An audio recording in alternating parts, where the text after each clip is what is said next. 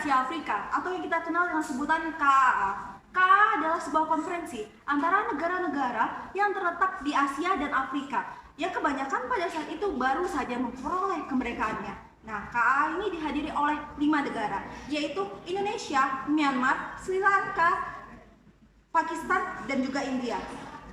Nah, KAA ini dilaksanakan pada tanggal 18 sampai 24 April 1955 di Bandung.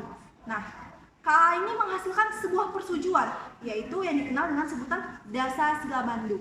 Nah, isi Dasar Sila Bandung ini adalah menghormati hak-hak dasar manusia, menghormati kedaulatan bangsa, dan juga tidak ikut mencampuri urusan dalam negeri negara lain.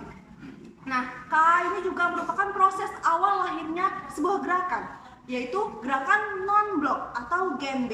Nah, GNB ini hadir dengan tujuan untuk para negara non-blok tidak menjadi objek kepentingan dua raksasa dunia yang pada saat itu bergejolak kepentingan politik internasionalnya. Nah, dua raksasa dunia ini adalah blok barat dan juga blok timur. Selain GNB, Indonesia juga melakukan misi pemeliharaan perdamaian dunia. Nah, misi pemeliharaan perdamaian dunia ini sebagai bentuk atau semangat dari komitmen Indonesia untuk menciptakan perdamaian yang ada di dunia. Nah, salah satunya itu adalah membuat kontingen Garuda atau pasukan Garuda. Nah, kontingen Garuda atau pasukan Garuda ini dilatar belakangi karena adanya Timur Tengah yang terjadi konflik di Timur Tengah, di mana pada masa itu Prancis dan juga Israel bersatu teguh untuk menyerang Mesir pada saat itu. Nah, dengan ada momentum tersebut dan juga pada masa itu Mesir mengakui kedaulatan Indonesia yang pertama kali, maka dari itu Indonesia mengirimkan pasukan Garuda atau kontingen Garuda ke sana. Nah, misi kontingen Garuda ini tidak hanya sampai di Mesir saja, tapi juga ada di negara lain seperti kontingen Garuda yang kedua di Kongo, kemudian hingga kontingen Garuda yang ke-13 yang berada di Somalia. Pada 8 Agustus 1967, 5 negara di Asia membentuk sebuah organisasi yang bernama ASEAN. ASEAN sendiri dibentuk oleh 5 negara, yaitu Indonesia, Malaysia, Filipina, Singapura, dan Thailand. Mereka membentuk organisasi ini di Bangkok. Isi deklarasi itu sendiri mencakup percepatan pertumbuhan ekonomi, meningkatkan perdamaian dan stabilitas, serta meningkatkan kerjasama di bidang ekonomi, sosial, teknik, ilmu pengetahuan, dan administrasi. Dengan terbentuknya ASEAN, tujuan awalnya adalah mempercepat pertumbuhannya ekonomi. ASEAN mengalami perkembangan yang signifikan, termasuk penambahan anggota dan pembentukan berbagai perjanjian ekonomi seperti PTA dan CPTE. Tindakan-tindakan ini mendorong integrasi ekonomi dan kerjasama yang lebih erat di kawasan Asia Tenggara. Deklarasi Juanda ini dideklarasikan pada tanggal 13 September tahun 1957. Deklarasi Juanda ini menyatakan bahwa Indonesia menganut prinsip-prinsip negara kepulauan atau archipelagic state, yang pada saat itu negara Indonesia mendapat banyak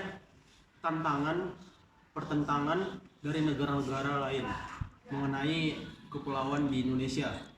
Tujuan dari deklarasi Juanda ini sendiri yaitu yang pertama untuk mewujudkan wilayah negara Indonesia yang utuh, kemudian untuk menentukan batas-batas wilayah kelautan negara Indonesia. Lalu yang terakhir yaitu untuk menentukan pajak-pajak pelayaran di wilayah laut Indonesia. Oke, selanjutnya ada OKI. Jadi OKI ini adalah organisasi kerjasama Islam di mana OKI ini dibentuk setelah diadakan konferensi oleh negara-negara Islam pada tanggal 22 sampai tanggal 25 September tahun 1969. Di mana mereka ini menegaskan kepercayaan atas agama Islam, penghormatan pada piagam PBB, dan juga hak asasi manusia. Pendorong awal dibentuknya OKI ini adalah atas rasa keprihatinan dari negara-negara Islam pada masalah-masalah atau gangguan yang dihadapi oleh umat Islam di seluruh dunia. Lalu pada tahun 1972 ini dikeluarkanlah deklarasi yang berisikan tujuan dari OKI. Yang pertama itu adalah untuk meningkatkan solidaritas antara umat Islam dalam keanggotaannya.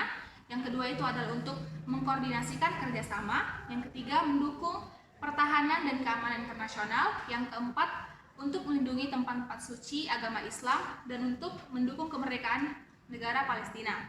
OKI ini beranggotakan 57 negara Islam dan negara-negara mayoritas Muslim bagian Asia dan juga Afrika. Nah, dari masalah-masalah yang dihadapi ini, OKI menjadi salah satu wadah untuk melakukan kerjasama antar negara Islam baik dalam bidang sosial, politik, ekonomi, pendidikan, dan juga budaya.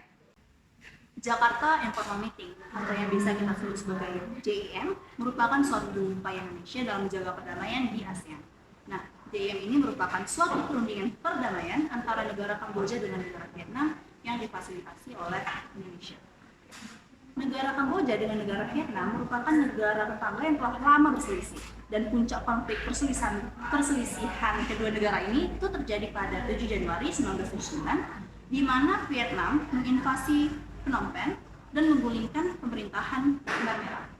Nah, perang antara kedua negara ini telah menewaskan sekitar 2 juta jiwa yang akhirnya memicu Indonesia untuk melakukan shuttle diplomasi di mana Indonesia itu bertemu dengan kedua belah negara yang berselisih dan mengusulkan perdamaian.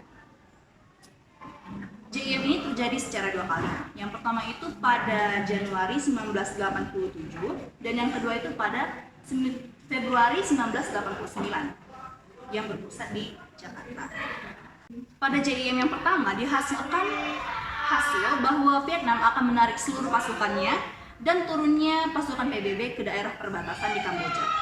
Lalu pada JIM yang kedua itu adalah menindaklanjuti hasil keputusan JIM yang pertama. Akhirnya setelah banyaknya perundingan yang dilakukan, perselisihan antara negara Kamboja dengan Vietnam diakhiri oleh lahirnya Perjanjian Paris pada 23 Oktober 1991 yang dimana Vietnam akan menarik pasukannya dari Kamboja tanpa syarat dan negara Kamboja mengatur lagi tatanan pemerintahannya dibantu oleh PBB. Sekian dan terima kasih.